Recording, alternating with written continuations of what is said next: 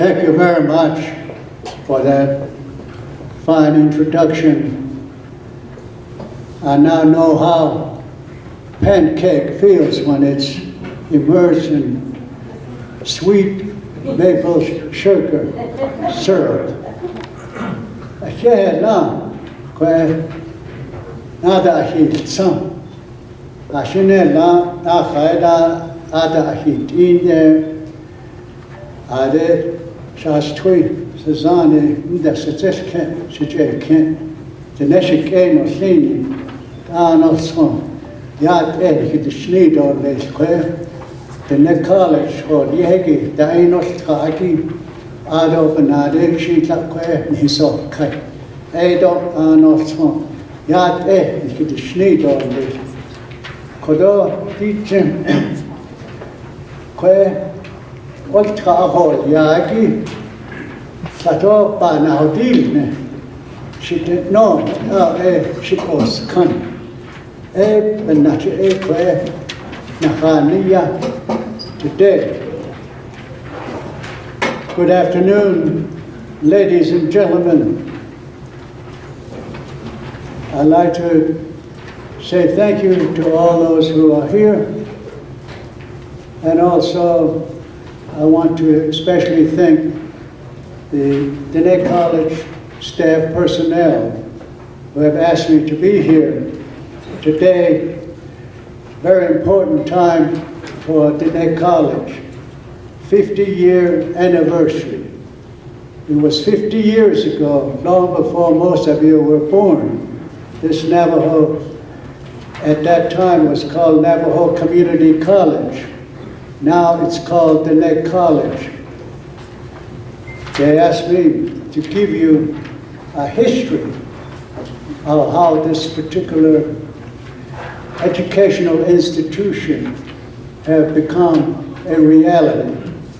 It's a nice story if you had not already learned of how this Diné College was given birth back in the middle of 1960. That's when the discussion for this particular institution began. She was going to ensure that Aneba Shishin Sisakade, the Shinale, Ashin, the Shiche, Ado Todichini, Baske Setta.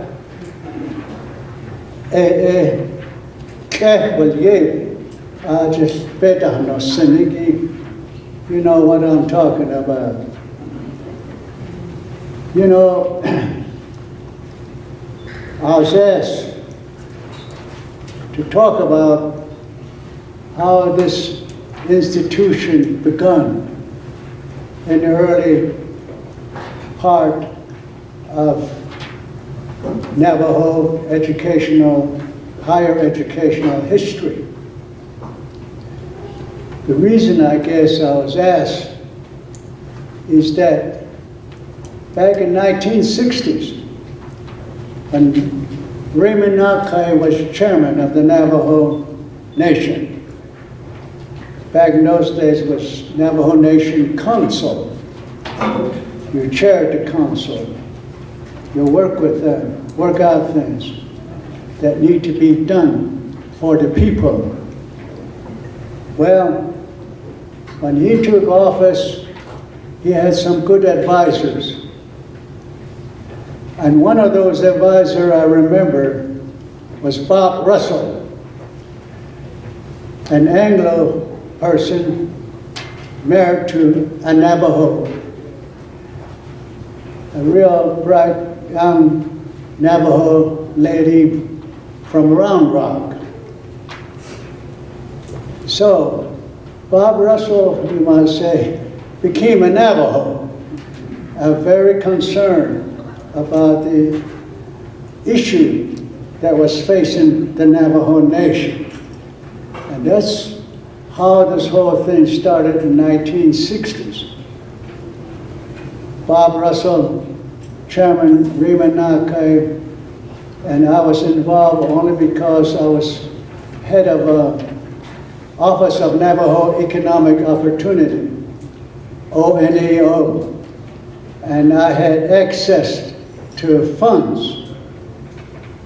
And one of the things that Chairman Nakai and Bob Russell asked is that if they could create a proposal, and I submitted to OEO in DC and get some money for a feasibility study to show that there is a good feasibility to establish a community college on Navajo. That was the purpose. So we created a proposal, which I then submitted to OEO in Washington, D.C., and lo and behold, we got $60,000. Back in those days, $60,000 was a lot of money. $60,000 to do a feasibility study to show whether the Navajo Nation deserves a college. That was the beginning.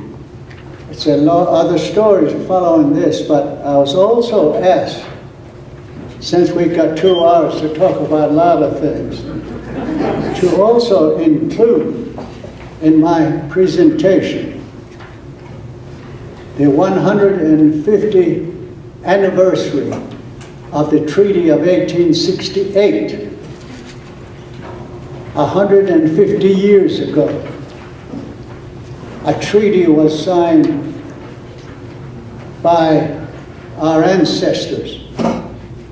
Navajo leaders signed a peace treaty with the United States government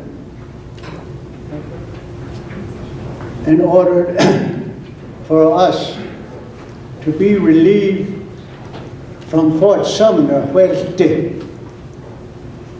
From all the stories I received, and maybe you have received, Huelte was not a good place. From what I hear, Huelte was very, very bad. Over 10,000 Navajos were marched, relocated to that location. By 1968, only about 7,000 were still alive. Most of them passed on at Fort Sumner. So people were dying, people were suffering. And the government kept them as prisoners of war at Fort Sumner, New Mexico. I cannot imagine how horrible it was. My grandfather and my great-grandmother went on their trip. And when I was just growing up, 6, 7 years old, they were telling me stories of all the horror things that were going on at Fort Sumner. So they gave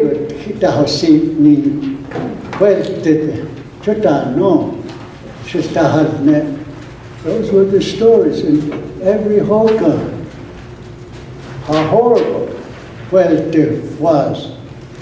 And people were so happy that they returned to their original home location within the 4 sacred mountains. So,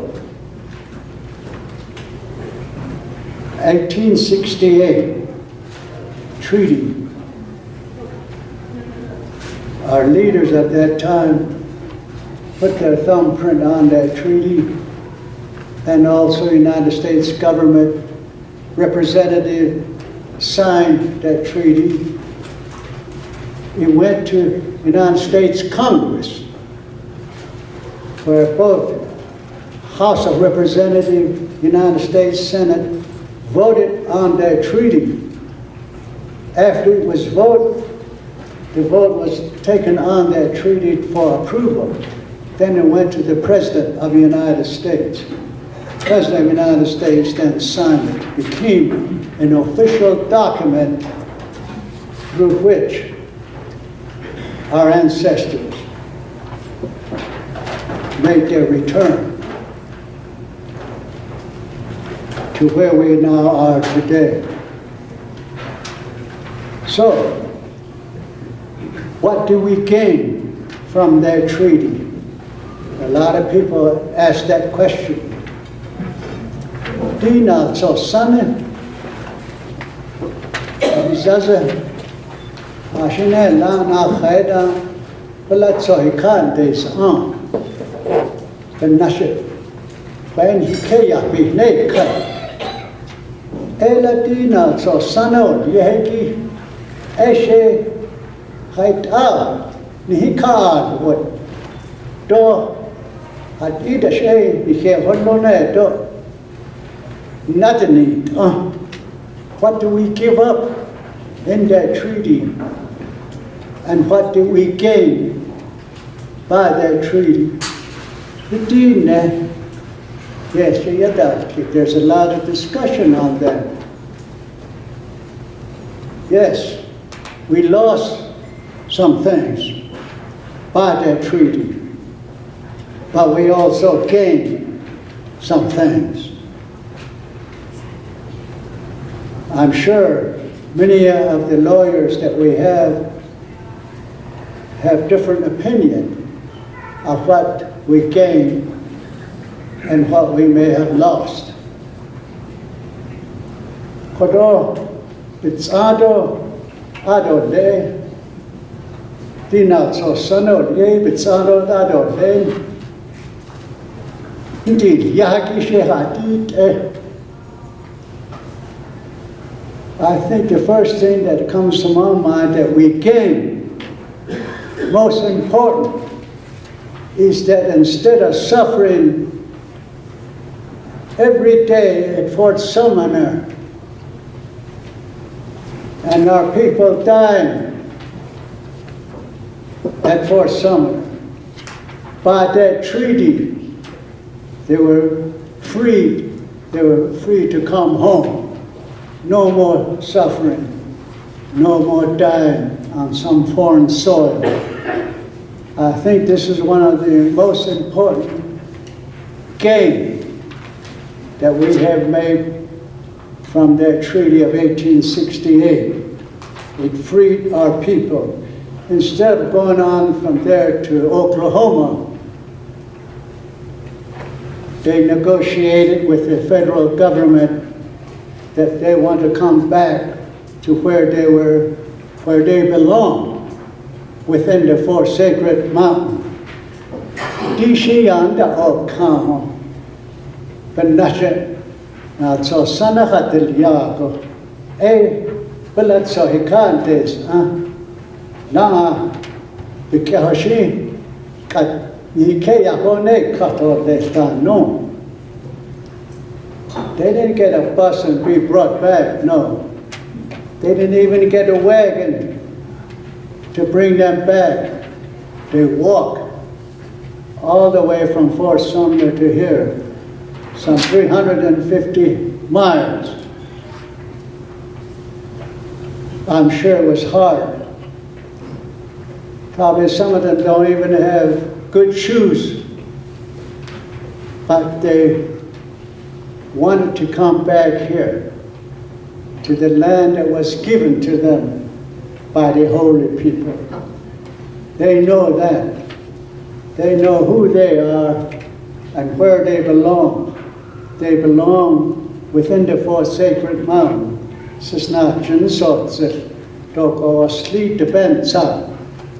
All of that. So they know they're going home where they were created, and all these rivers, mountains were created for them. That's why it didn't matter to them whether they didn't have any shoes or any food as they make their way back. And when they got back here, they had nothing. Nothing. All they had is themselves and their relatives, their kids. So, the first thing I believe that we gained from their treaty of 1868 is no more suffering at Fort Sumter. It made us come home, where we belong, instead of Oklahoma. I think the other thing that we gained by that treaty is the fact that we are a sovereign nation. You don't make treaty with just anybody. States that belong to the United States don't have treaty. The only countries that have treaty with the United States are countries that are sovereign. So one sovereign nation, United States, to another sovereign nation, they use treaties to maintain peace and harmony. So, by the United States preparing a treaty to be signed by us and them and agree how we're going to live with one another in peace and in harmony. So, to me, we gain on paper, officially, that Navajo Nation is a sovereign nation. So that's what I believe we gain as well. Of course, from those terms in the treaty, the government also said, we're going to educate all of your kids. We'll have school buildings for every one of your kids. So the federal government committed itself to educate all of our kids. That's something I would say we gained from that. Also, the federal government in the treaty also said they're going to take care of us. Any bad people try to come in here, take what we have, they want to protect us. Those were the terms. In return, we said, okay, we're not going to fight you anymore. You can go ahead and build the railroad as you're doing. We'll be happy to be where we were created.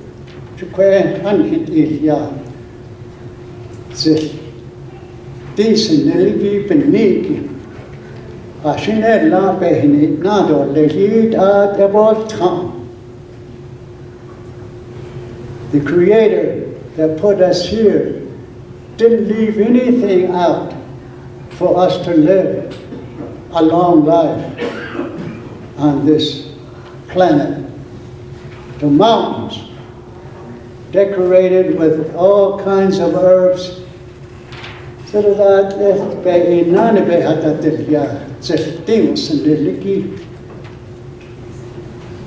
Anything we would ever need were placed in these four sacred mountains. Rivers, female rivers, male rivers, all put in here for us to live off of that. Good animals, good forage, good farmland, all of that. So, I'm sure the 7,000 that made the journey back from Fort Sumter knew this. So, they came back. You know what? When they came back, you know, they were living in far places, you know, some into Utah, way close to Western Sacred Mountain, Toko or Sleet, some of them up in here, New Mexico, within the four sacred mountains. They start going back to those places. But the government said, no, you can't do that. He says, in this treaty that you guys signed, says you only have 3 million acres. Atata mi tsagi ke yanasagi bakaji tahanti kata no niji da sa beton ni. They were told, they agreed to just stay within that 3 million acres of land, treaty land. And that's not very big. So, this Tsaile Az part of the treaty land doesn't go too far west. Just about Chinle, always north and south, and over on the east side, around Tohatchi, just that narrow strip, and up to Tsaile Az Pass, and all the way down just beyond Window Rock. That was the 3 million acres that we agreed to go back to. So, the people who came back from Fort Sumner started going back to the old places where they lived within the 4 Sacred Mountains. The government and all the ranchers outside said, no, no, no, you can't be out here. You stay within that 3 million acres. What did the Navajos do? No. They said no. We came back to the sacred land that was given to us within the 4 Sacred Mountains. So they started moving back, and they got into a dispute with ranchers. So they went back and forth to Washington, D.C. to answer questions. Why are you outside this 3 million acres? That's all you have by treaty. That's what they were told.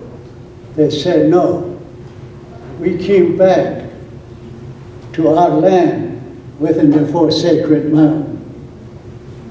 And they said, no, here's your signs. Yeah, we may sign that, but we know who we are. We know who placed us here. The holy people put us here. And they signed these 4 Sacred Mountains for us as a boundary.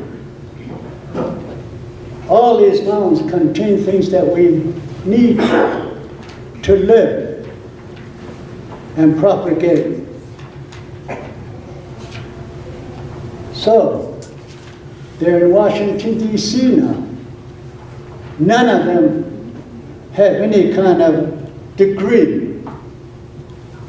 Many of them, they couldn't speak English. They had interpreters. They were not lawyers. They were not educators. They were not engineers. They were Navajos. They knew who they are. So they asked the federal officials, you say those mountains are yours, not ours. You know the song for that mountain? Choti ke yahagi as iso bakas tandi kagi do koteda. Halati tikin kwenen hinin jagi edi chastio sendeliki peniki ninhide jah.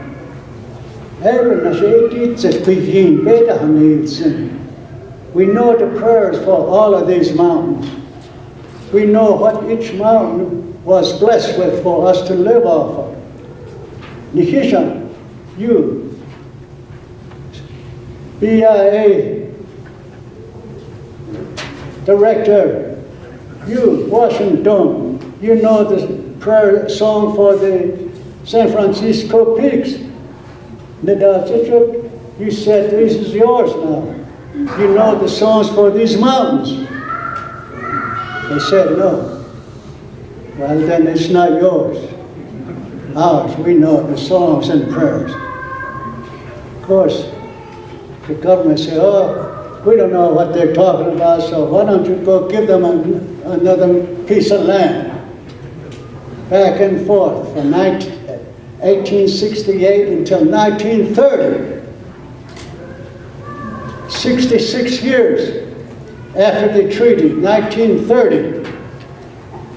These uneducated Navajo leaders, many of them with Tsaile, and some of them still carry Tsaile quivers, arrow quivers. They regained 15 million acres.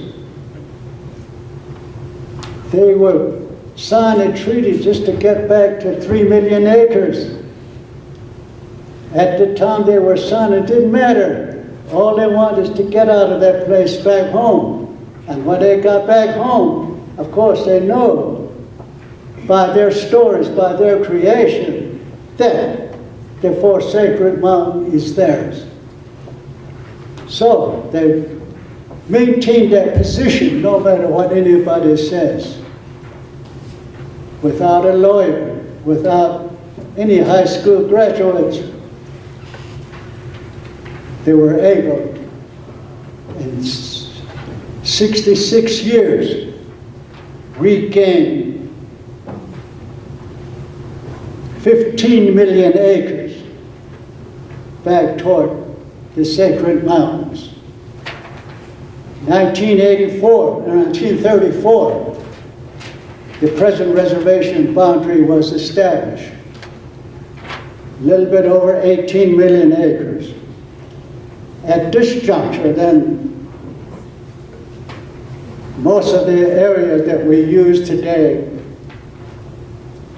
back in our hands. Now, since 1930, up until now, 2018, that's over 80 years from 1930 to now. How many acres did we regain toward the four sacred mountains?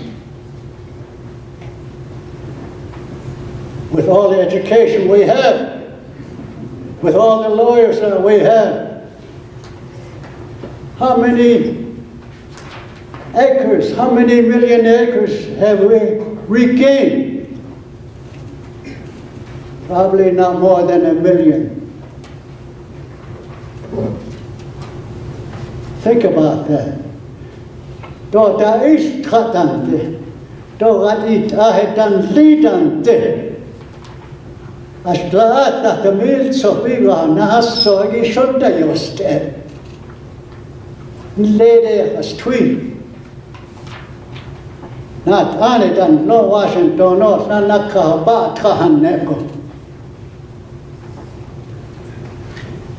Ashtate no ashtana khaji. Ashtaat the mil so nas so yashe shonda yoste. Ikeya. Ta tha the mil inside be bakal ta handi kayan they stone the hishan kat kadero hazo dai ni tha ni he gadi dai no hayu. Some of our people have PhDs, master's degree, engineering degree. Yet, 88 years, we barely probably regain about 1 million acres. Something's wrong. Why did these uneducated ancestors able to regain 15 million acres, and we, with all the education, are unable to duplicate that? Think about that. One reason I know, as I said earlier, these elders without any education, the only education they had was what they were taught growing up. What these four sacred mountains mean. Who put them there? what was put into those mountains.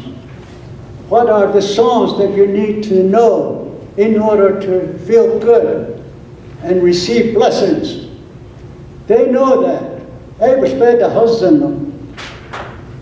That's why they didn't go to Washington with knee pads, kneeling down in front of Washington and say, please give me some more land. No, they didn't do that. They stood up and said, those mountains are ours. We want more land. So government said, okay, give them some more land. Give them some more land. 15 million acres. Today, when we want something that is ours, like water rights, 7 states took all of our water rights away from us. They divided it up among themselves. The upper and lower Colorado River Basin. Topi Koloniki. They left us nothing. So what are we doing now? We put on our knee pads and kneel down to the state and said, please give me back some water. Negotiation, huh? No. I'm sure if the old people knew that was going on, they're not going to kneel down to anybody. No more than you would. If somebody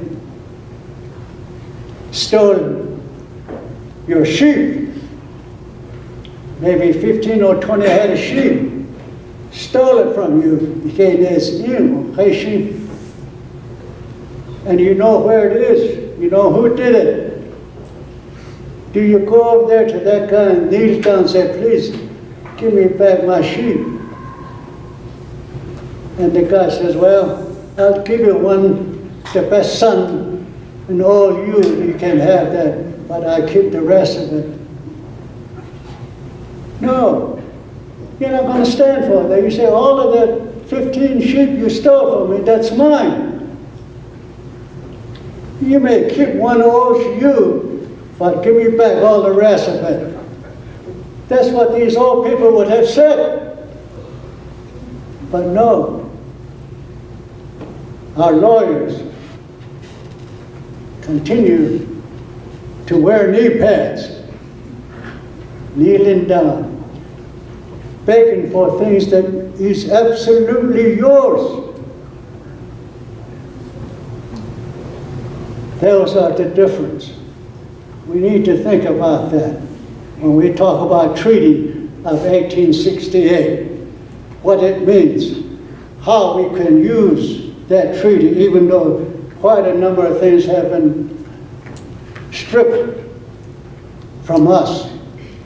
But our Creator, the Yin-Kwen and Yin-Jai, haven't stripped one thing away from us. So, now so those of us that were raised back in the 20s and 30s, almost every day we heard stories from our grandparents who were in Fort Sumner, made it back when they're teenagers. They tell their stories every night almost. What was happening, what was going on. And they tell us, someday, if something like that ever happens again, we want you to be ready. That's what they told us. So how do you think we're going to be ready? They make us run every morning before sunup, 4 or 5 miles. Every morning, whether it's raining, snow, makes no difference, you run. We did that. When you sit down to eat in a hogan, they tell us, don't squat down. squat and eat like that, ready to run, because the enemy may come any minute. You don't want to be sitting down, relaxing, and eat. We want you to squat, ready to run. That's what they taught us. Taught us to be strong in every situation. How to protect what you have. Those were the teachings every day, growing up, from the time you're 3 or 4 years old until you become an adult. That was what our ancestors did after the Treaty of 1868. So, at least that's my own observation of what the treaty was all about. Yes, we lost some things, but we also gained things. And what we gained, we need to use those. And what we kept, there are some things that not spelled out in there, which are still ours. They didn't put everything that we need to maintain our identity and to maintain what we have. That's why the elders knew that, so they keep asking more and more, using the argument they know and believe in, that this is their land. There's no way that they can be denied. That's the story on the Treaty of 1868. I would say that it's good that we commemorate the 150th anniversary of the Treaty of 1868. Din lede na so san na as twoi zazen busy bella so hekan des ane ebi habel tede ko nail te benel ni ko yat we need to keep remembering that. What happened? What is in that treaty? And also use that as part of the shield and weapon to maintain what we have, what is rightfully ours. We need to know that. I'm sure many of our kids don't really know what is rightfully ours. They think all we have is this 18 million acres, that's Navajo land. No, Navajo land is all the area within the 4 sacred mountains. You cannot forget that. But if you think that the rest of it belongs to New Mexico or Arizona or Utah, you're at disadvantage. You have to know, like our ancestors did, that this is yours. This area is rightfully yours. You were put on here long before Columbus ever thought of coming over here. You have to be strong in that. That's what this Treaty of 1868 represents. You have something that you could use and say, here's your name, your leader's name. Here's the vote of the United States Congress. And also, this is our story. Long before you came, this is what happened. There were a great number of enemies tried to destroy the Navajo Nation. We defeated all of them with the help of the Holy Ones. And we rebuilt. We were living on this piece of land that the Great Spirit had given us, like a good child on a mother's lap. Jonago, da hadinils in a baka kewit on, na si tana ade, ni no je, da no shi, Washington, da, Hashi, it dated a kahaki, they weren't bashful. They know what they were talking about. So that's, to me, what the Treaty of 1868 represents. And it's good that we remember it, celebrate it. Not celebrating that the treaty is the greatest thing. We're celebrating the fact that our ancestors knew very well that if they signed that treaty, they're coming back here to the original place that the Great Spirit had put them. Once they're back here, they can't be moved. Now, no matter what goes on, no matter who tries to make a move on us, they know they're solid on this land. And that's what our children need to know. They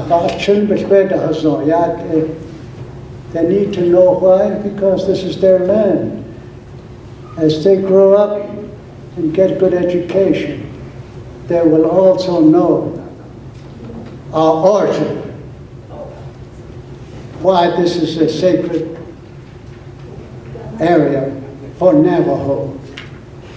They knew the stories back in those days. They know who created us. Sanatle, Digin Dene, they know that story by heart. So you can't tell them otherwise. They know what every creation within this fourth sacred mountain means. They learn how to respect that. Respect all species created by the Holy One. They discern. Even a tree has life in Navajo life.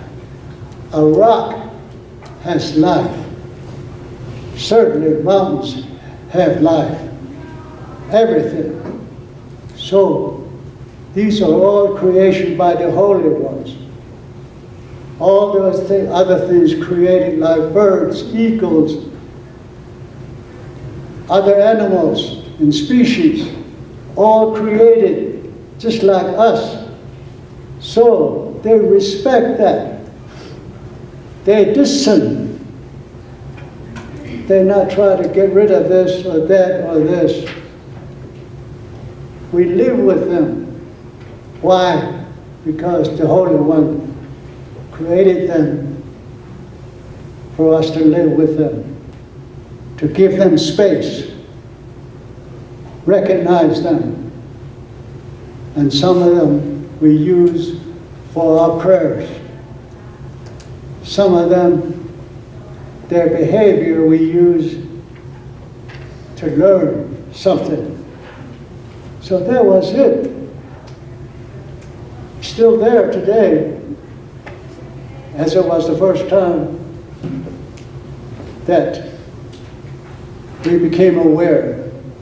So if you know all of that, no matter what anybody tells you, this is my story, this is our story. And that's why education is very important. Regarding the treaty and all of that, I think one of the things that we need to know is that we need to teach our kids, no matter how old they are, that what is rightfully ours. At ishin lede dihin, Yen Hajo Spa Kaya Kain and Jaa. Jo A. Benay, you hard chimbe between now. Yet, then they know that this mountain is theirs. Because they know who put them there.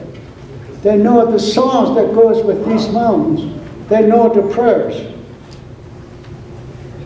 No one else does. That's why it's powerful. We need to educate our children in that fashion. So, I would say then, I guess we're going to go eat shortly. Your leader here says in 30 minutes, just hold on to your hunger. In 30 minutes, we'll all go eat, and I'll give you the rest of the story about this wonderful Navajo institution, the Neck College. I'll give you the concept, how it started, who started it, what happened, what it went through in order to become. First, Navajo Community College, then now, the Neck College. It's a beautiful story. I want to share that with you so you would remember it. You would tell all the others what this institution really means, why it was established, what was expected, all of that. After we eat, I'll give you that particular story about this college. It's a great story, and I would say that if we know that, if you know the story, first, if you know the story about the treaty and what that means for the Navajo people, even today, it's very important. Like I said, all of our kids, no matter where they go to school, should know where they came from, what is theirs, what was theirs all a long time ago before Columbus ever decided to come over here. That's important, to know what was yours without any questions. That makes you strong. That makes you not wear the knee pads and kneeling down, begging, saying, please, give me back my water, give me back my mountain. No, you don't do that. You stand up and tell them why San Francisco is yours, San Francisco Peaks. Why La Plata Mountain is yours. There's a story about where we were emerged. You tell them all that. Now you say, how about your story? Where did you emerge from? That's the argument.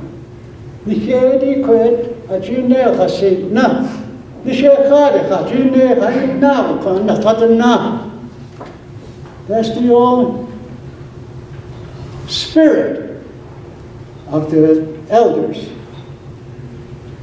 And you need to know that so you can be strong. It wasn't Arizona, it wasn't New Mexico. Arizona and New Mexico only became a state 1922. We were heard long before 1800. Just remember that. Our kids need to know that. Yeah, it's required that if you're going to public school in Arizona, you're required to learn Arizona history, Civil War history, but not too much of the history of the Navajo people. Long before 1800, long before 1400, we have our own story that our kids should know as part of history. Those were some of the reasons this institution was established by great thinkers. Chairman Raymond Archive, Bob Russell, his lovely wife Ruth, some by 4 college graduate, Navajo graduate degrees, part of that. Now we have over 1,000 Navajos with education degrees. Back in the 60s, you could count on your 10 fingers the number of Navajo with that degree in education. But they were determined. They knew what was needed, what we must have, what we must do to bring our children into this 21st century so that they will know what is theirs and how to build within this four sacred mountain and live a life that we're supposed to live when we were put on this piece of land. So that's the story on the Treaty of 1868. The biggest one, of course, is how these young, not young, but the elder Navajos, our ancestors, were able to expand the treaty land from 3 million acres to 18 million acres. A fantastic feat. If they stayed on it for another 50 years, who knows? We could have probably have all the four sacred mountains back as our nation. But they left it up to us to do that. So we have a lot to do in order to equal what they had done. And that's why I truly believe that all of us should know the Treaty of 1868 so that we can protect what we have, what we still have. There are some things that we lost, but we need to reclaim those and keep what we have. What is ours? And the only way you would know what is ours is go back before 1868. Go back before 1400. Then you'll know what is yours, what really belongs to Navajo.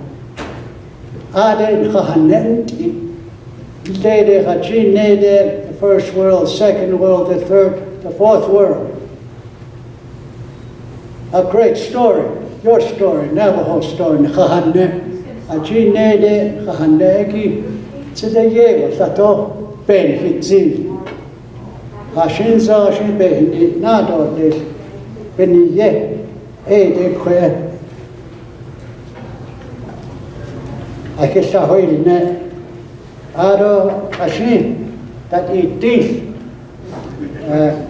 I cannot compete with all that growling in your stomach, hunger stomach, so let's feed our stomach a little bit, and then have about 30 minutes, and we all come back together, and then we talk about education in their college, how it was created, how it's developed. Yeah, thank you, let's go read.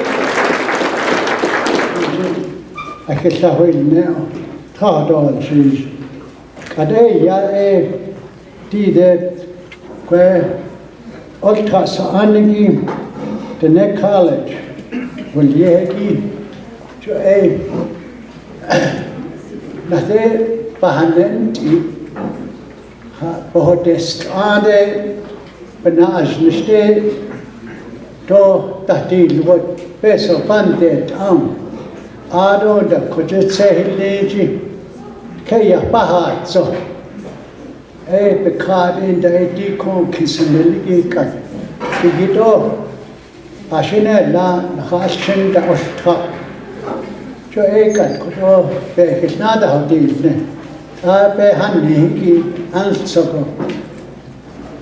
As much as I can remember, as you all know, I'm 90-year-old person, and I'll tell you what I remember from the time the Diné College that we call now, it used to be Navajo Community College, how it got started, who were the principals that really made it happen, and also where we are today.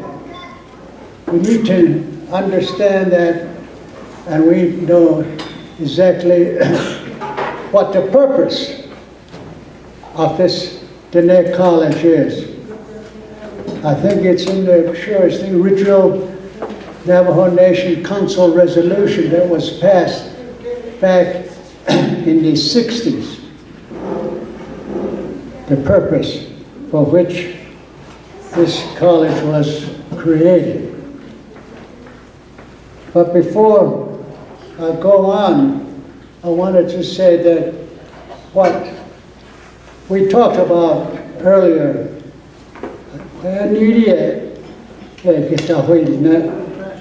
now so some there's nothing no na khaida well today in my son he chain hinal nahas khai la all ya so khaida ten ko ashi mit khata hanes kante ade na este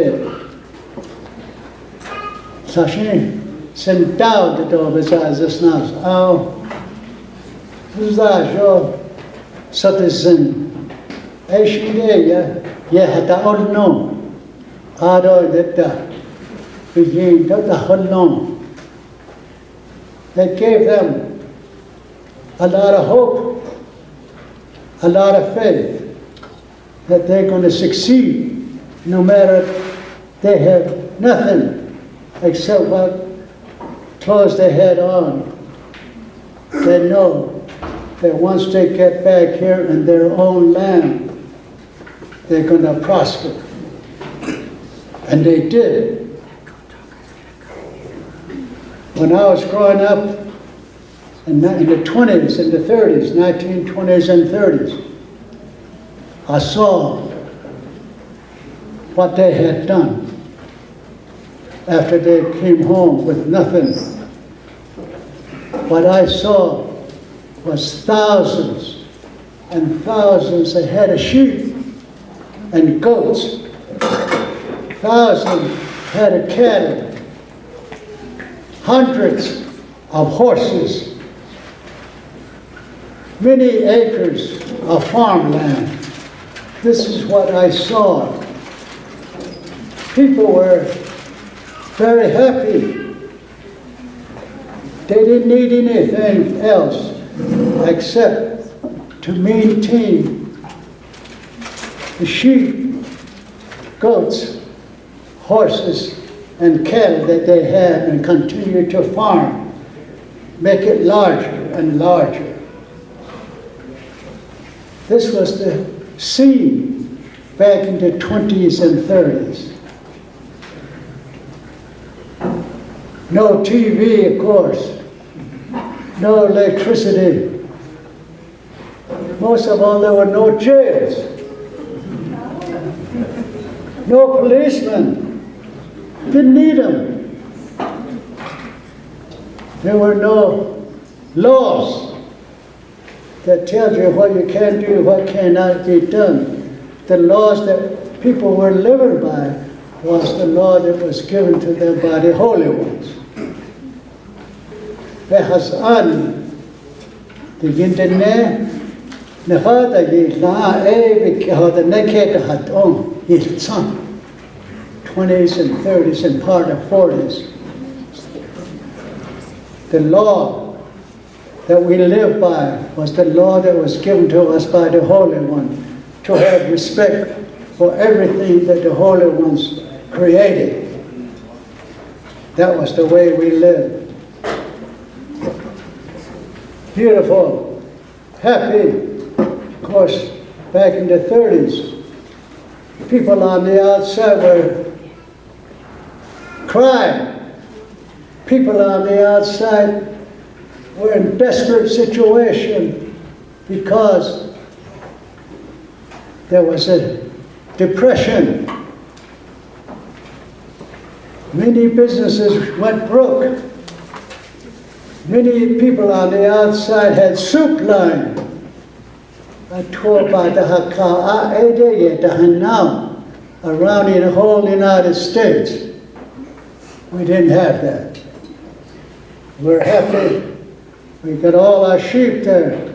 We got our cattle. We got our horses. We got our farm. We need nothing else. We didn't need Social Security. We didn't need welfare checks. We didn't need commodity food. Zero. Of course, nobody was taxing us either. So that was the life. Not too long ago. Only because the elders that came back from Fort Sumner knew how to rebuild a nation. Yes, we had thousands head of sheep. The next neighbor has another 1,000. We respect each other's grazing areas. We didn't need grazing committee man, no. There were no chapter houses, no chapter officers. We all lived by a law that was handed down peacefully. Today, I'll compare what was that I saw in the 20s and 30s and 40s and what I see today.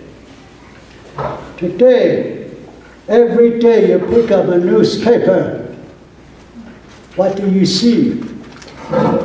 Somebody killed somebody. Somebody abused a child or an elderly. Somebody got thrown in jail for drunkenness or for drugs. All these horror stories, every day you see that. Back in the 20s and 30s, there's no such thing. There were not even any schools. Just sporting schools here and there. At Tsaile, where I was growing up, there's no school.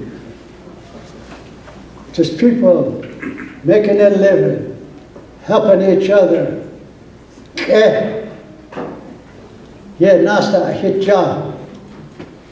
That's what I saw. There's a big difference between then and now. Now, we don't have enough police. We don't have enough jails to handle the things that affected our culture.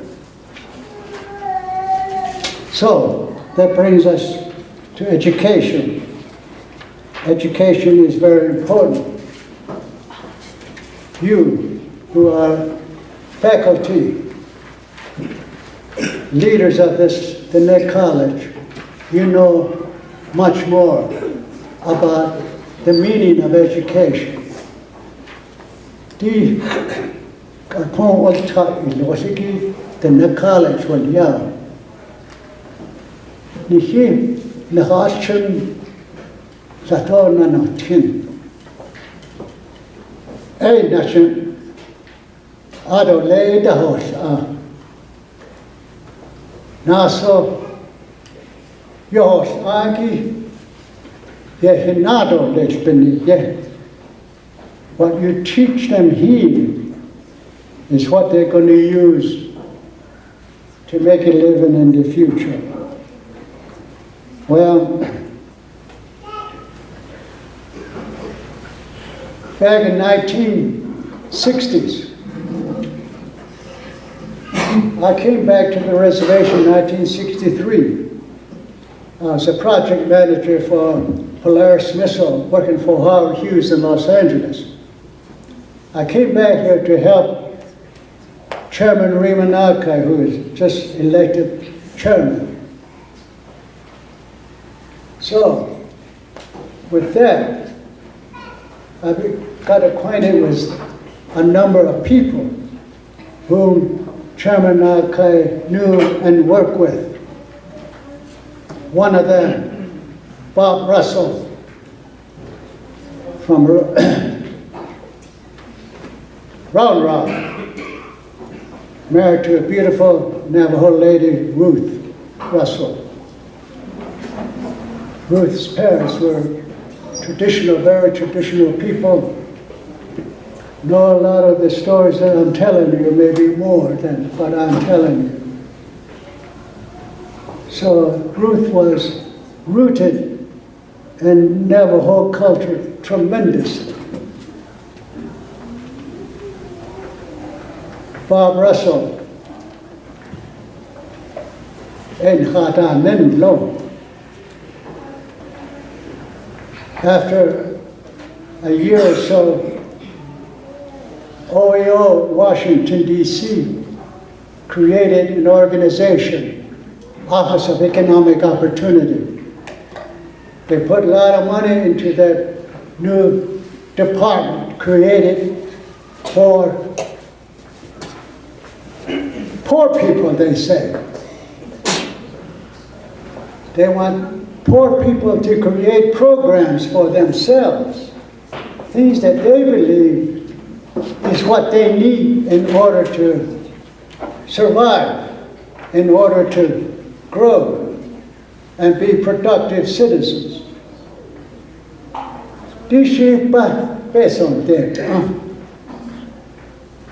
Back in the 60s. So when I was working for Chairman Nakai, I submitted a proposal to OEO to get some OEO money because Navajo's poor. We need certain things in order to get back on our feet. Yes, I got some money. But one of those proposals to OEO was to study, make a feasibility study for a Navajo community college. Now, I didn't think of that at all. Bob Russell was a gentleman. He and Ruth thought of that. Ruth was an educator. So was Bob Russell, Dr. Bob Russell. They conferred with the present chairman of the Navajo Nation, Raymond Nakai. They all agreed, and I'm sure what they said is, hey, Peter MacDonald over there has got some money from OEO. Let's have him make a proposal to get some money to do a feasibility study to see what kind of college or university that the Navajo Nation is eligible for. So, actually, Bob Russell wrote the proposal, and I just put my name on it and sent it to OEO. Sure enough, we got the money, $60,000. Gave it to Bob Russell. He then hired another gentleman from ASU to do the feasibility study to see if there is a need for a community college on Navajo. Well, they did a study. They submitted the study back to OEO and also to federal government, BIA, Department of Education, all of that. In the meantime, Navajo Council under Chairman Nakai, following their feasibility study, passed a resolution because the feasibility study said there is a tremendous need for a community college on Navajo. So, Dr. Bob Russell, his wife, and others created a proposal to get larger funding to start Navajo Community College. And they did a fantastic job, in my estimation, which the Navajo Nation Council approved by resolution. What they said, in addition to just a normal regular college subjects to be taught here, they included other things that all other university outside the Navajo Nation does not teach. It was proposed that this Navajo Community College will teach things that are very necessary for Navajo Nation.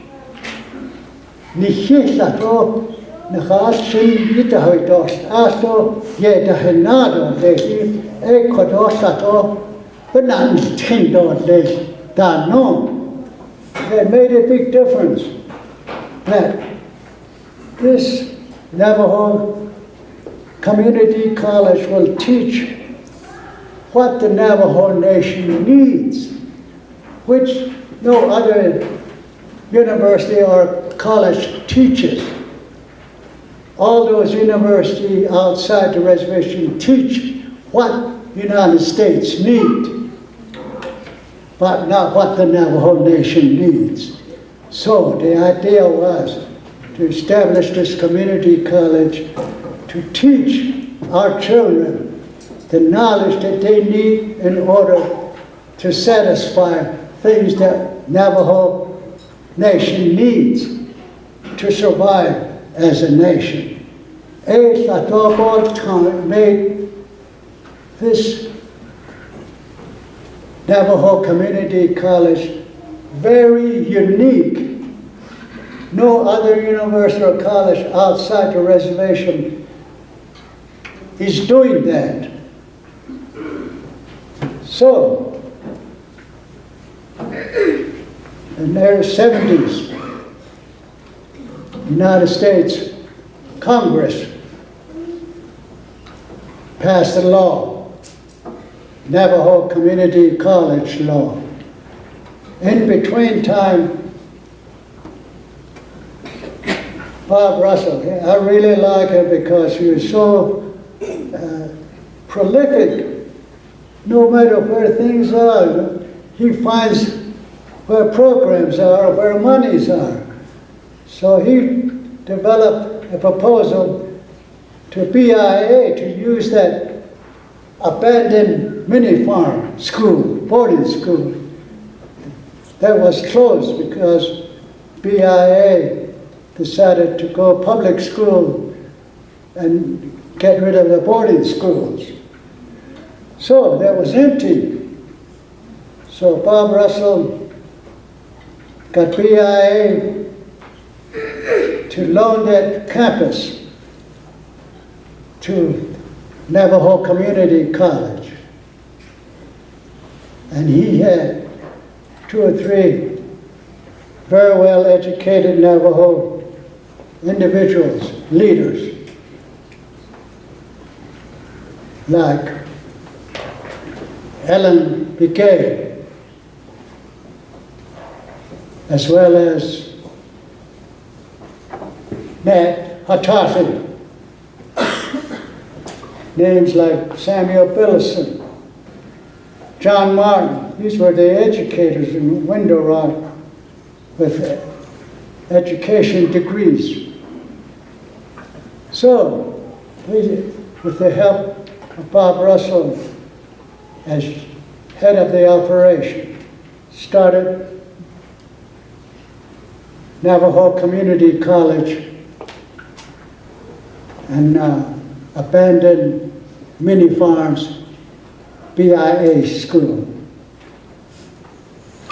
You got more money Eventually, after Congress passed a law, they also appropriated several $1 million to support Navajo Community College. In the meantime, Bob and his cohorts know that that mini farm was just a temporary facility, and they want a permanent place for the college.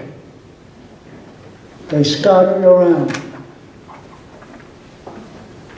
not just looking for a good place for the college, but it has to kind of blend in with this creation story of the Navajo. The old creation story of Navajo, after everything was put back in order by the changing woman, Tsaile Az. Tsaile Az said, okay, everything's back in order. Now, she took leave. She had her entourage come right over this mountain here, right through here, on the way to West Coast. They stopped here. Bob Russell, Ruth, know that story. So that's why they wanted the college to be here. But it's not that easy. Somebody has a grazing permit here. So they had to negotiate with those families. They had a grazing permit here. Eventually they agreed. So when I took office as chairman of the Navajo Nation, 1971, we broke ground here. I think you'll see a picture of me breaking ground along with the owner of this grazing area, a medicine man, and congressman from Colorado, who was instrumental in making sure we had legislation passed by Congress to support the Navajo Community College. So that's how we got this piece of land here. So after Congress passed a law to appropriate money every year to support this Navajo Community College, the first building was built at Tsaile Center, the tall built glass building, to make it shiny, so everyone everywhere would know that this is the birthplace of higher education for Navajos, to teach what Navajo needs, not what New Mexico, Arizona needs, but what Navajo needs. That was the driving force behind development of this college, as envisioned by Bob Russell and other educators we had at the time. Eventually, about 8 years later, 1978, other tribes began to hear there's a Navajo Community College. They keep asking, how did you guys do that? How come you got legislation to support your college? All those kind of questions. I'm sure they asked more questions of Bob Russell, Ruth, and all the board of directors that were here. So, 1978, these other tribes went to Congress and said, we want something like Navajo Community College. And Congress passed a law to support Native American Community College to be controlled by the tribe, no one else. So this college and all other Indian colleges are supported by Navajos, not BIA, not anyone else, but Navajo controls this college, teaches what we want to teach, what we want our children to learn. That's control. Ahotao. Has ani adal ya. So, Navajos were the leaders in education. First to build a community college on its reservation. About 8 years later, all other tribes were eligible to have a community college as well. I don't know how many Native American community college we have now. It's probably more than 30. And it's all because the early leaders of the Navajo, who can see way out, good vision, and have faith and confidence that we can do it. Not on the knees. I never saw Bob Russell wearing a knee pad. He always said, this is ours. This is our entitlement. That's how this college was built. And it has grown. Now, the college is 50 years old. Quite a number of buildings have been built.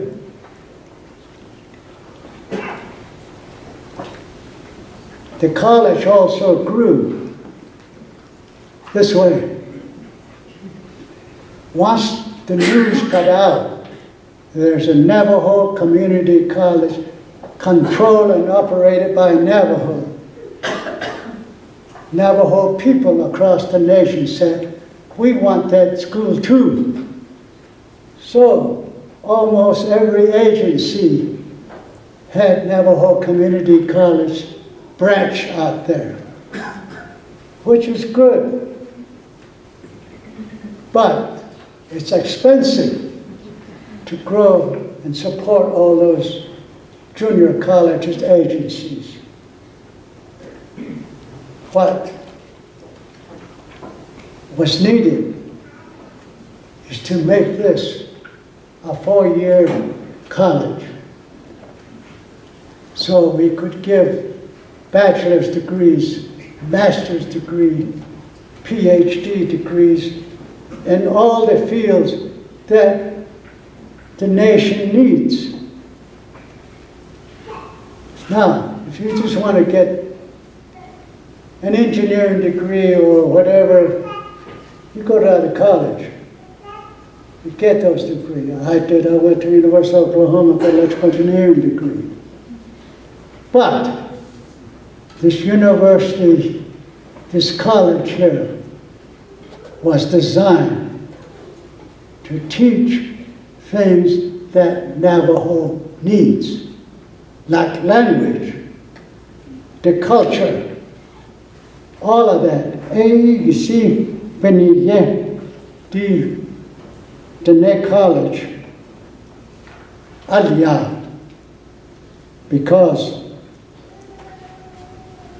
we, the early leaders, believe in education. Education, it's more than just learning the 3 hours, like arithmetic, reading, and writing. Education is more than that. Education is to give literacy, schooling, as well as knowledge, wisdom, culture, language, and strength, mental strength, physical strength, spiritual strength. That's education. Oltka, oho-a. Oho-a is education in my vocabulary. Oltka, counting, is schooling. Nantin is learning. So all of that is blessed with this Tsaile college. the culture. We need to teach our children what Navajo culture is all about. I just told you how these old people, knowing their culture, was able to do fantastic things without a single day of education. Knowledge and culture and language is important. So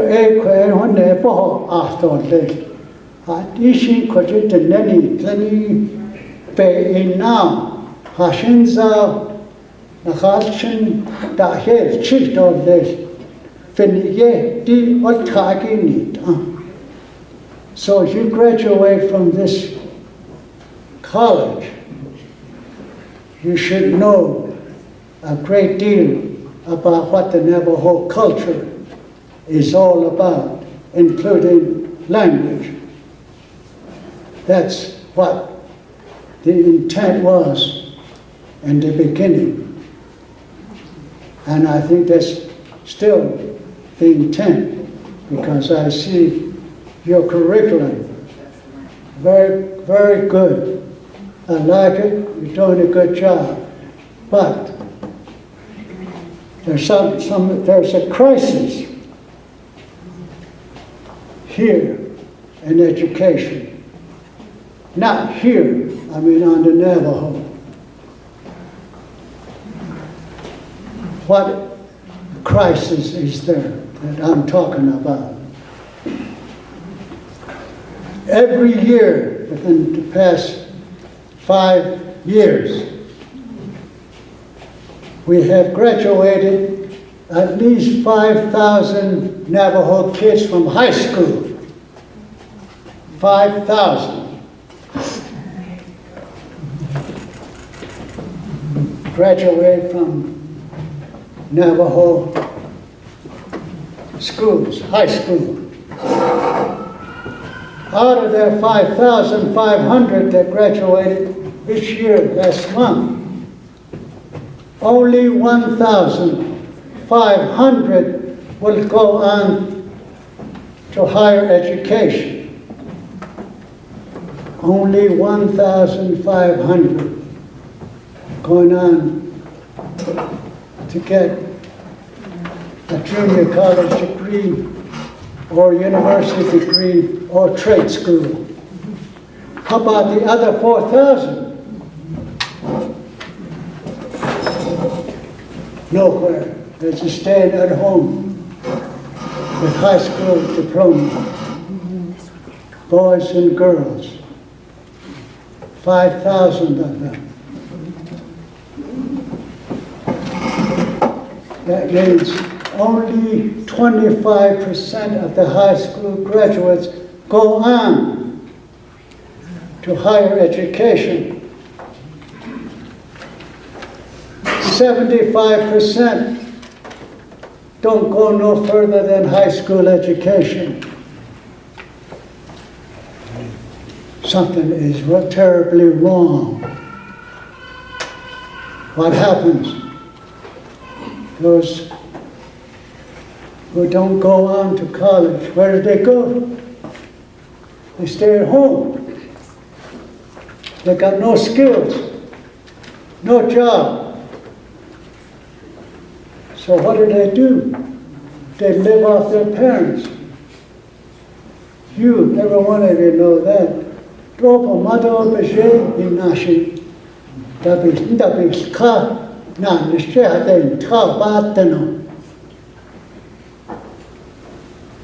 And before long, the boy and the girl gets married, just with high school education, no job. They'll have a baby.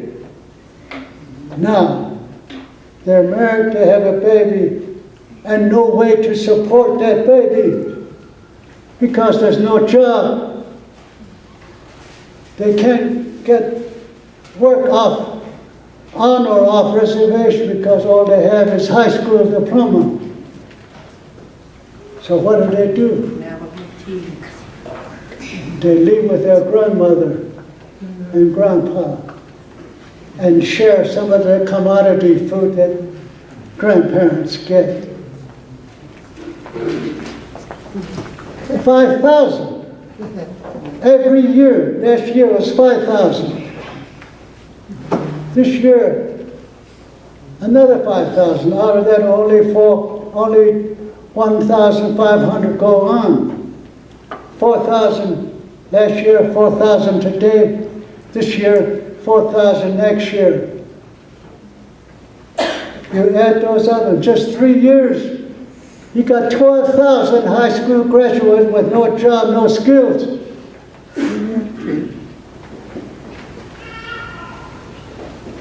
I don't hear too many people talking about that.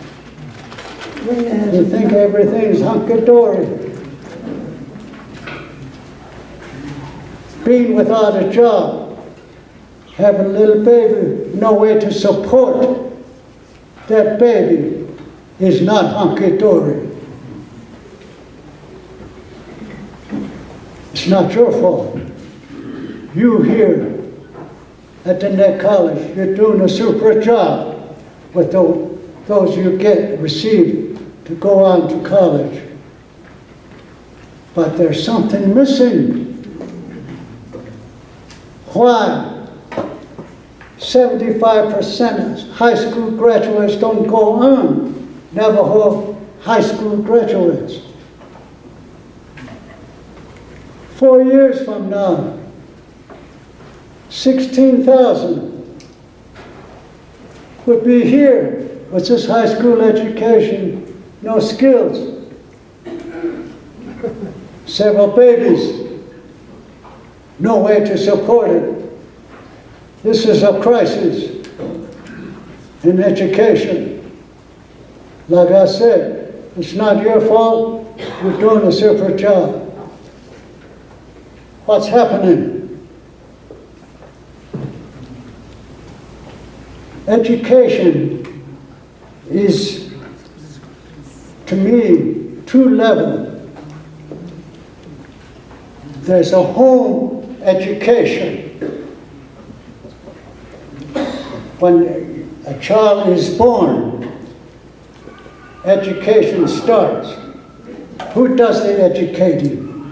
The parents, the grandparents, the uncles,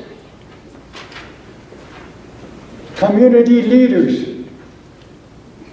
They start educating. At least that's what it was when I was growing up. I can't turn this way or that way or back without running to somebody and saying, "Hey, what are you doing?" And I get shaken up. And they say, "Tsaile Az." What does that mean? And literal translation means think, which means get knowledge. And Tsaile Az. Okay? And I do something else. "Hey, don't you need it? Don't you need it?" No, I can't do that. That's not right. When you're young, I didn't learn to be wise. Learn to know the difference between what is good and what is bad. This is family education, not you. This is family.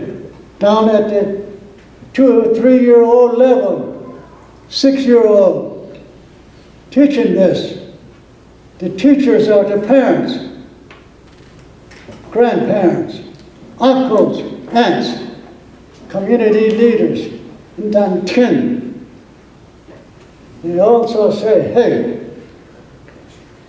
quit laying around. Get up before sun up, then get snow. Run. Be strong. Not just physically strong, but mentally strong. Ha'ilne tohosh a. Hashine la I do not, including the heat, cold. Learn to withstand those. Be strong, not just physically, but mentally. Then snow, This is not private education. This is home education. So when a year ago, hey, we can't marry you off, no.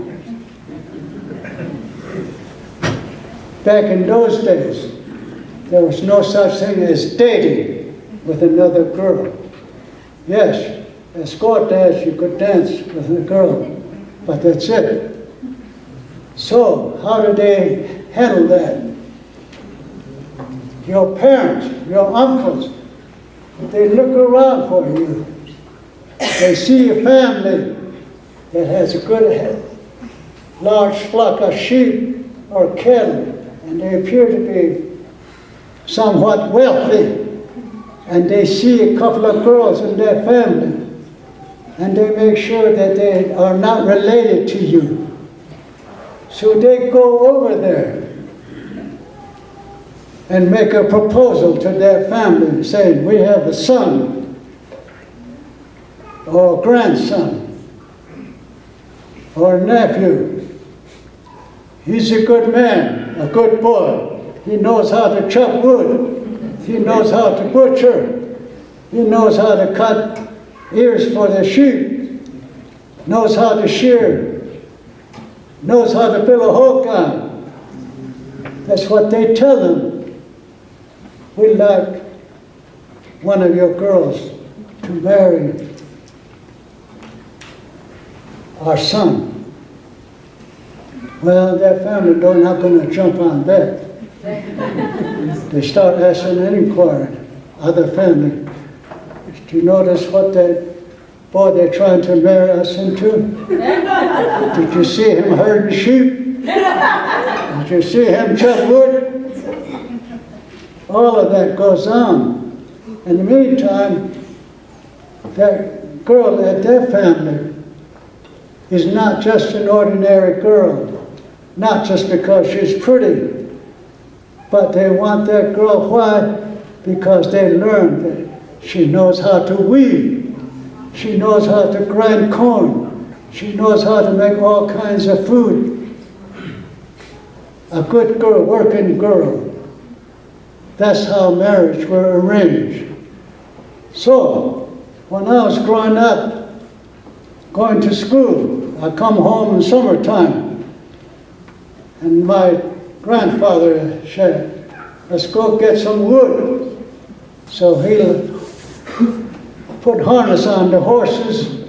We take a wagon up close to the mountain with an axe, chop wood.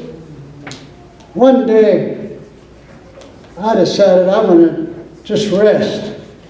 I sat on the stump, put my axe down, and my grandfather was real working out there, putting cuts, dry cedar wood, putting it in a wagon. I'm just sitting down.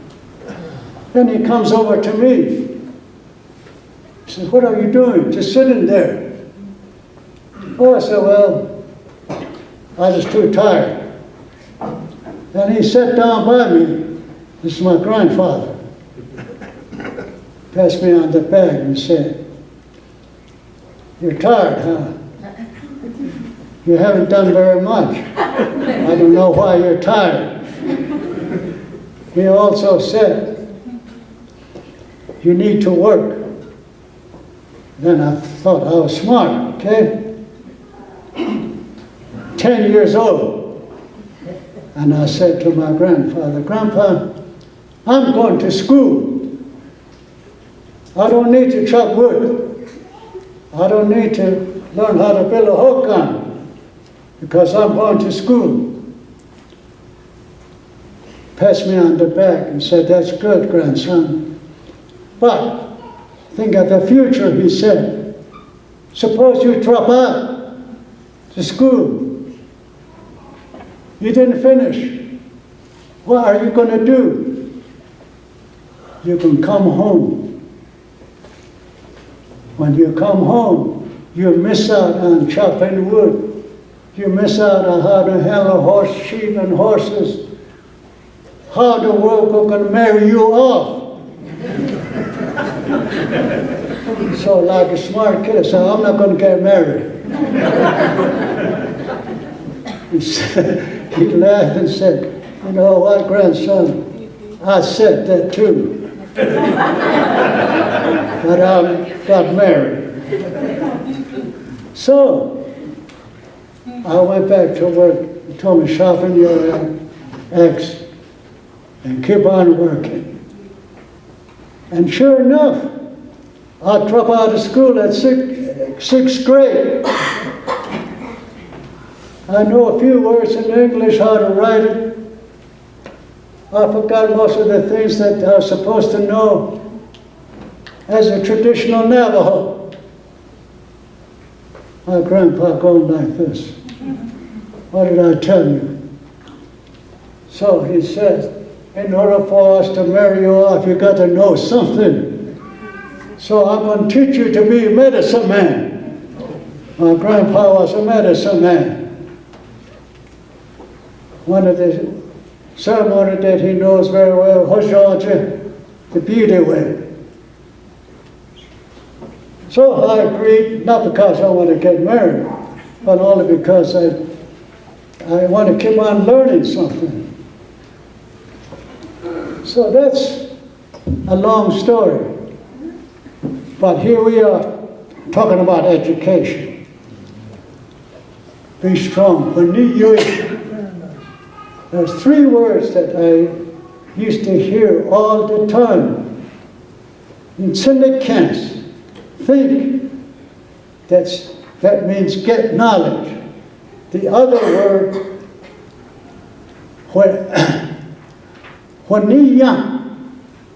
be wise. Learn the difference between what is good, what is bad, what is okay, what is not okay. The third word that I used to hear all the time is Honiyu. As I said earlier, Honiyu means have strength, not just physical strength, but mental strength. One of the things they used to tell me about mental strength is when you get older, you're like maybe a certain girl. Maybe you get married and your wife is looking at another man. If you're not mentally strong, you get jealous. And she may want to leave you. You'll be crying, hanging on to her skirt. That's not right. You do not have mental strength if you do that. Now, Joe Bible, Chaba, but la Kaspahansen Tidor, Haishi, don't need Zinko. The same way they tell the girls, you marry a man and he wanders off somewhere. You don't want to go crying after that man. Be strong. You know what your future is. Stay on that path. Don't get sidetracked. That was the teaching. Physical strength, mental strength, and spiritual strength. And so this is Hulon. I ain't need all this.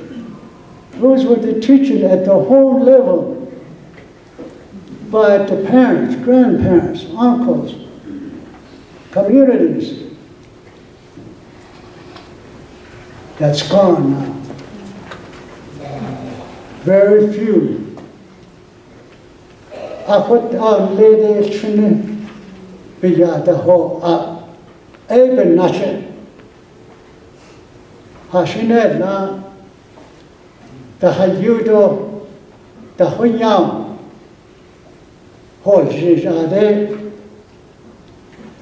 today we miss a lot of that. Home teaching. Why? Because we have entered a different way of life. No more sheep, no more cattle, no more horses, no more farming. We all start depending on wage economy, not this 8 to 5, because you get money. You don't need to sweat out there all day long herding sheep. You don't need to sweat out there hoeing one row at a time on a farm. It's easier just to clock in at 8 o'clock, sit on a desk, read newspaper, clock out at 5 o'clock. You get paid for that. What a life, huh? No teaching. Who's teaching the kids at home? From baby all the way up to about 6 or 7 years old. Television. That's one of our teachers nowadays. They're at home. Computer, internet, telephone. I have a granddaughter that's 10 years old. She always says, Che, can you give me your phone? First thing she does, she turns it on to something and she starts going like this. So now when she wants a phone, she just does this to me. That means I want your phone. So, at home, our kids are being taught by telephone, internet, television, movies, and all the things they see on those screens. And up in 10. And they see a lot of things that you don't even want them to see. Killings, abuse, suicides. They understand that back in the earlier days, people who dream of this college, their education was not from TV or internet. Their education was from their parents, grandparents, uncles, community leaders.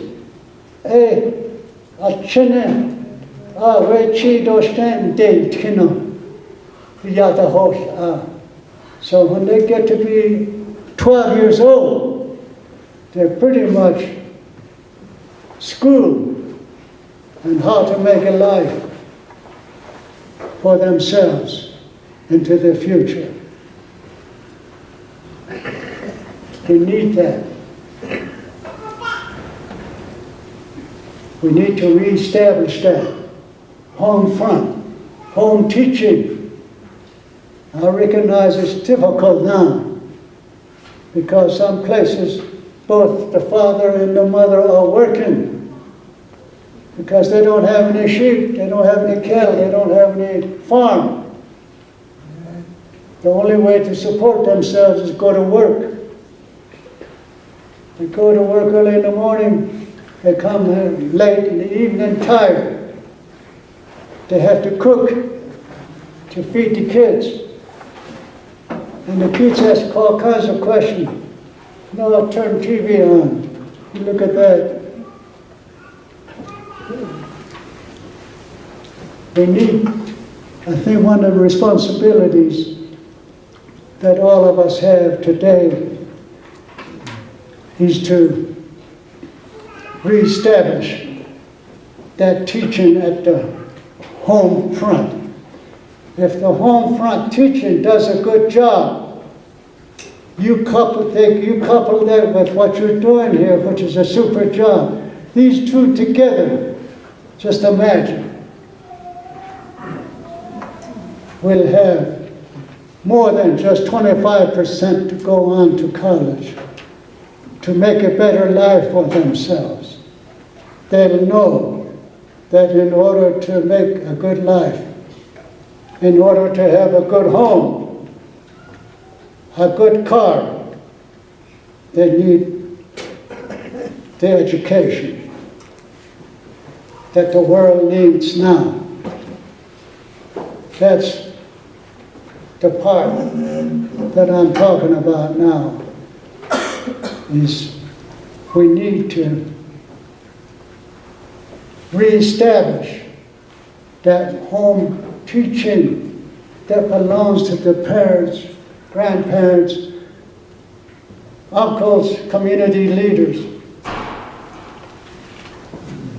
This college here, I notice, has a research and development office. That's very important. When the research could be done, why there's no longer two levels of education. What can we do to reestablish that home front education?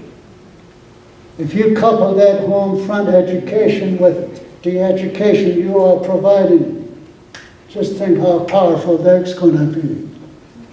No longer just 25% going on to college. Your objective would be, let's make 75% go on to college. It's easy to say yes, because it's not the home front that's a problem either. Some of them may want to go to college, but there's no scholarship money. That's another problem. Scholarship money. I read where we have several $1 billion in a trust fund. And we're going to use that trust fund to build some roads and things like that. How about education? Why don't we get some of that trust fund and give our Navajo college the kind of money that they need in order to build? Do a lot of research. And that research will be made available to the leaders and the people. This is what we need to do. This is where we are. Money is needed for this college. Money is needed for some of those 4,000 that didn't go on to college. They need scholarship. More money could be put into that. Instead of buying a piece of land close to Eastern Sacred Mountain for buffaloes. Where is our priority? We have a crisis here in education. And that's the story of what early education was all about. Today, I want to close with saying that we teach our kids language if the school permits that, like mostly state schools. They don't want to make Navajo language as an official course to be taught in high school. They make it elective. That means only if you want to take up Navajo language, you could take it, but there's no requirement to graduate. As a result, there's not much going on in our high schools regarding Navajo language. Language is very important in any society. I hear almost every week, every month, somebody is saying Navajo language is very important. Which is true. But what are we doing about it? I know that when you go to the council chambers, everything's done in English. The minutes, all in English. When you go to tribal court, everything's done in English. If you don't understand English, you have to have an interpreter in your own court. All the signs on reservation are in English. Yet, everybody says Navajo language is very important. They do nothing about it. If it is important, why not somebody take the initiative to say to state high school, by golly, we want our Navajo language taught right now. Just pass a resolution, doesn't take much. They don't want to do that. Why? Because they're wearing knee pads.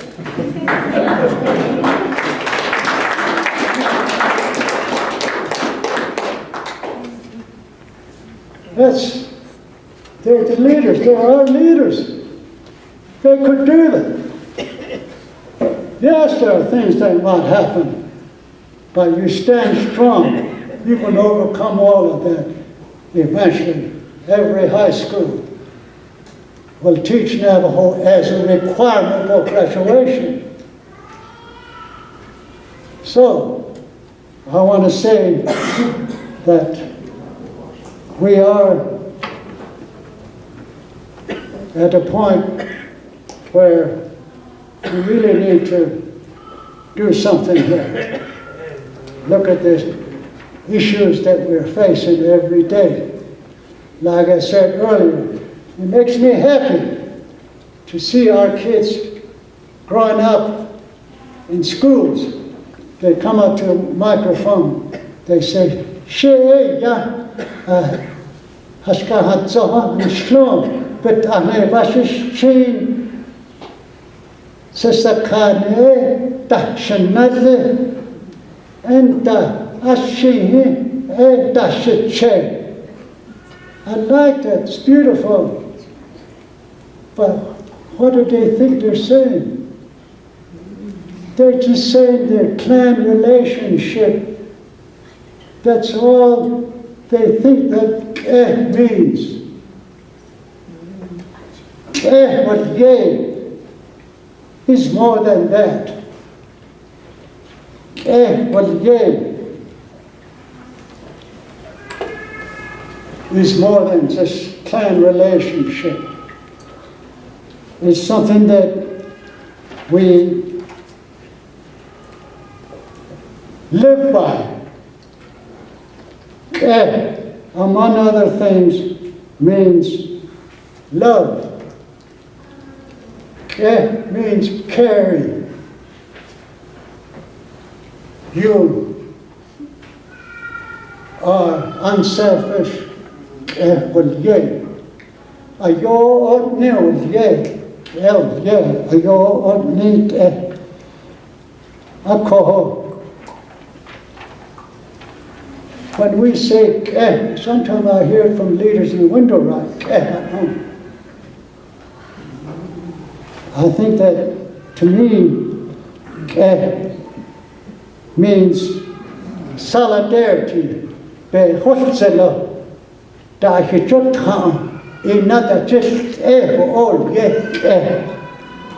Also, it includes, as I said, love, compassion, kindness, friendship, generosity,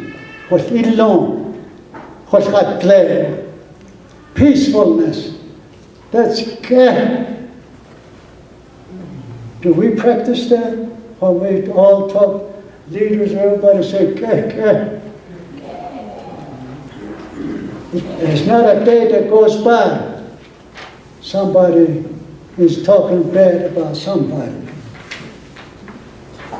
There's no room in the world of for hatred or enviousness or cheat bahatten kill ye. Akiti chotla bahatten ay all ye ayo onni bi hodno ashne bi hodno. That's what means.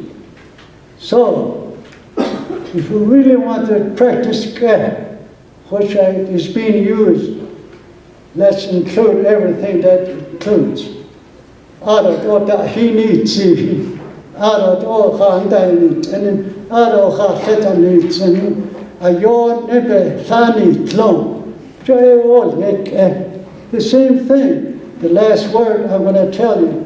Hujjon. That's another word I hear most of the time now. Hujjon. Hujjon. Hujjon. Well, what do they think that means? Well, some of them may think it's just mean peaceful or beautiful. Hujjon is one of the most important Navajo words.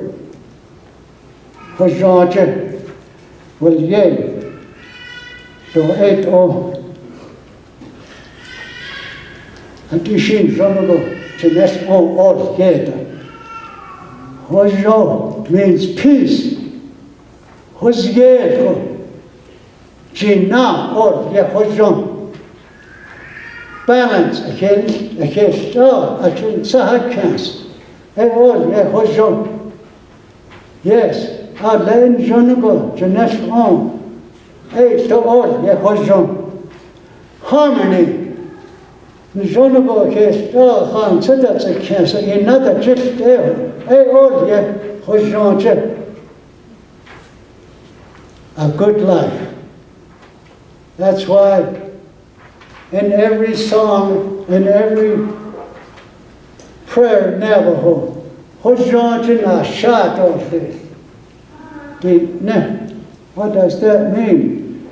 That means you're going to live in a beautiful way, a good life, with blessings coming to you from good blessings coming to you from every direction.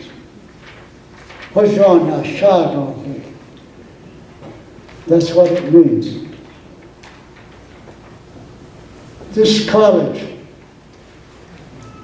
the thing by which this college is moving is called Sa'ataway Bikehojon. What does that mean? Sa'ataway Bikehojon. I remember listening to the elders talking about that. They asked each other, do you know what Sa'ataway Bikehojon means? They said, oh, yeah. And I'm listening. Hojon. Sa'anaway means the one that lives forever. This Anaway is live a long life without any harm, without any bad things. Sa'anaway Bikehojon. Sa'anaway Bikehojon. Nashado le. Sa'anaway Bikehojon Sistling. Those are the prayers. What does that mean? With blessing, good blessings from all directions be falling on me every second that I live a long life. That's what Sa'anaway Bikehojon means, as I was told. So, in order to live that kind of a life, you have to know the meaning of Hojong. You have to know the real meaning of and practice it. That's my story. I'm going way over my time. I know you have other things you need to do, but I want to thank all of you. And I'm very happy too to see Dr. Russell here, who's in charge of this in their college. Let's give him a good round of applause. Okay.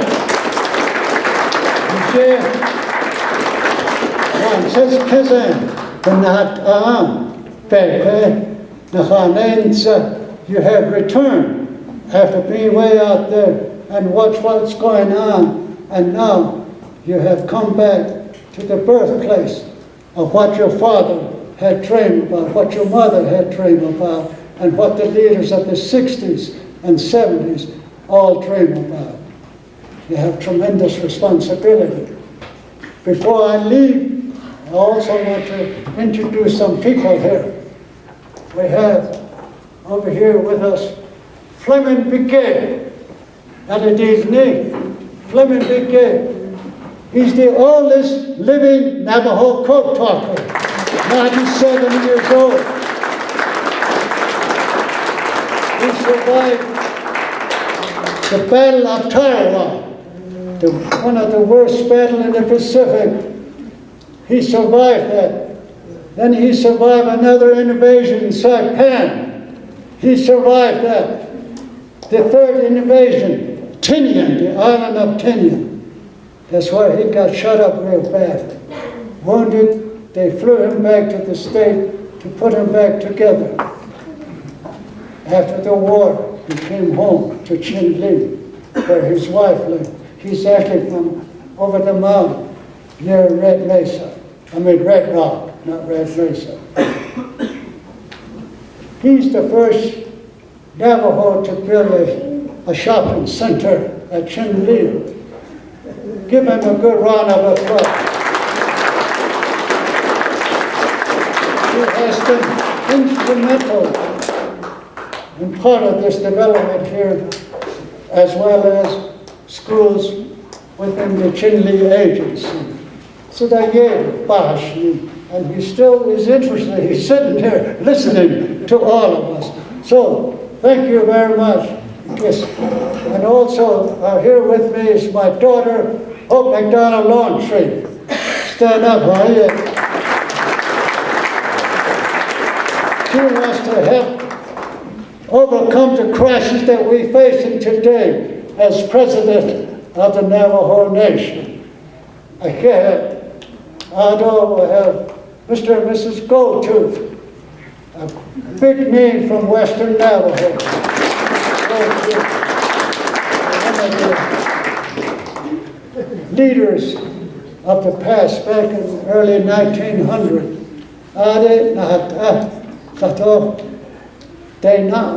On Western Navajo. They're here with me. They're driving me around. I told them, no, I could drive. They said, no way, you're 90 years old. You don't want a 90-year-old guy out on the road. You're going to be dangerous to other people driving. So, they're driving me around today. Good talking to you. Thank you very much. Hope to see you again shortly.